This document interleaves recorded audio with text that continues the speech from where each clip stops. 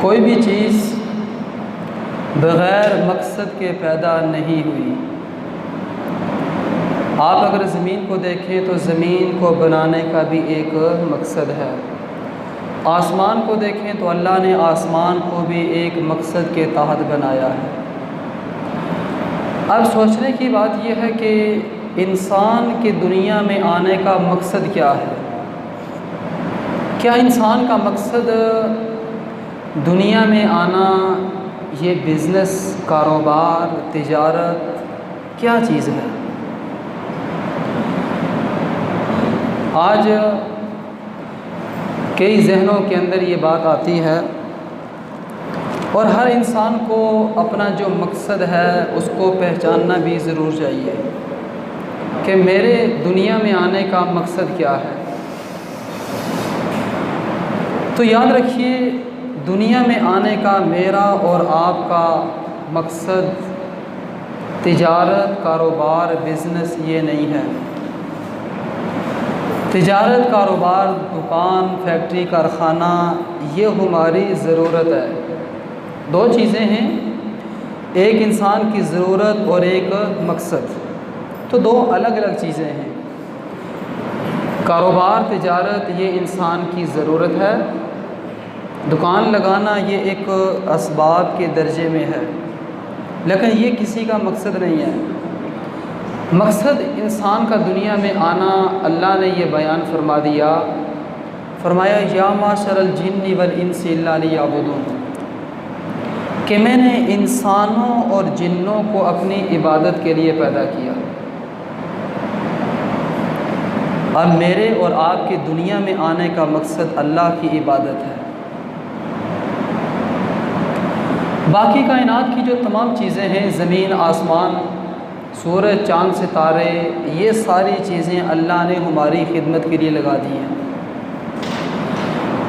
कायनात में सबसे ज़्यादा जो अफजल तरीन मखलूक है वो इंसान है। फिर इंसानों के अंदर कुछ गैर मुस्लिम हैं, कुछ मुसलमान हैं। तो सबसे जो अफजल तरीन लोग हैं इंसानों में वो मुसलमान हैं। मुसलमान का जो मकाम और मर्तबा बुलंद किया वो कलमे की वजह से बुलंद हुआ।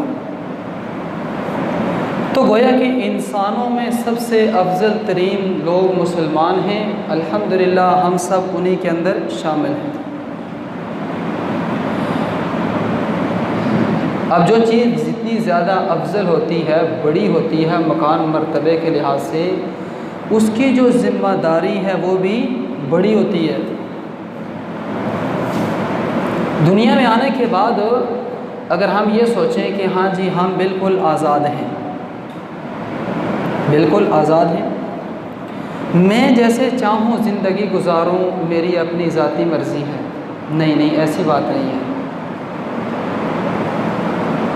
जब मैंने कलिमा पढ़ लिया, ला इलाहा इल्लल्लाह मुहम्मद रसूलुल्लाह पढ़ लिया, तो इस्लाम के दायरे के अंदर मैं दाखिल हो गया। अब मेरी जो ज़िंदगी है, मेरे जो 24 घंटे की ज़िंदगी है, ये मेरी मर्ज़ी के मुताबिक नहीं होनी चाहिए, बल्कि अल्लाह और उसके रसूल के तरीक़े के मुताबिक होनी चाहिए। तो मेरे और आपकी दुनिया में आने का मकसद अल्लाह की इबादत। अब इबादत में से देखें तो सबसे जो पहली और ज़रूरी इबादत है वो नमाज है, जिसके मुतालिक फरमाया इन्नस्सलाता कानत अलल मुमिनीना किताबम मौक़ूता, कि बेशक नमाज मोमिनों पर एक मुकर्ररा वक़्त पर फ़र्ज़ की गई है। अब देखें, एक तो ये था ना कि मैं अपनी मर्ज़ी की नमाज़ पढ़ूँ, तो शरीयत ने मुझे अपनी मर्ज़ी की नमाज़ पढ़ने का हुक्म नहीं दिया।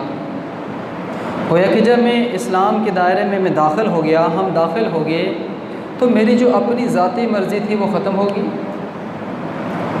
हाँ, दो चीज़ें हैं जिनके मुताल्लिक़ अल्लाह फरमाते हैं फ़अल्हमहा फ़ुजूरहा व तक़वाहा, कि अल्लाह ने इंसान के अंदर नेकी करने की ताकत भी रखी है, गुनाह का मादा भी रखा है, दोनों चीज़ें रखी हैं। गोया कि इंसान नेकी भी कर सकता है और गुनाह भी कर सकता है, लेकिन इसके साथ साथ आगे अल्लाह ने क्या किया कि आगे दोनों का जो इंजाम था वो भी बता दिया कि नेकी करोगे तो ये नेकी तुम्हें जन्नत तक पहुंचा देगी, और अगर गुनाह करोगे तो उसका जो इंजाम है वो जहन्नम है।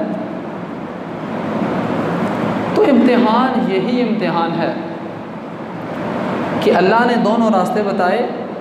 जैसे इम्तिहान के अंदर पास और फेल होना दोनों ऑप्शनें मौजूद होती हैं। अगर फेल होने की ऑप्शन को बिल्कुल निकाल दिया जाए फिर तो इम्तिहान ही नहीं है।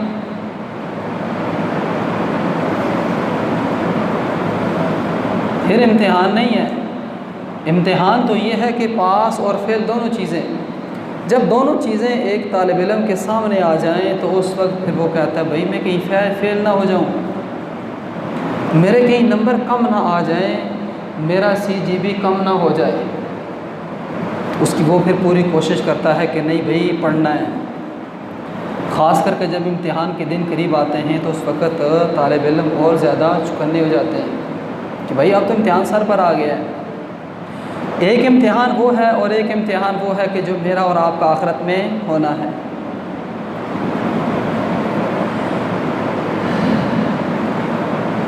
तो जितनी अल्लाह ने जितना एक हमें मुसलमान को जो मकाम दिया है, उसकी जो ज़िम्मेदारी है वो भी बड़ी ज़िम्मेदारी है।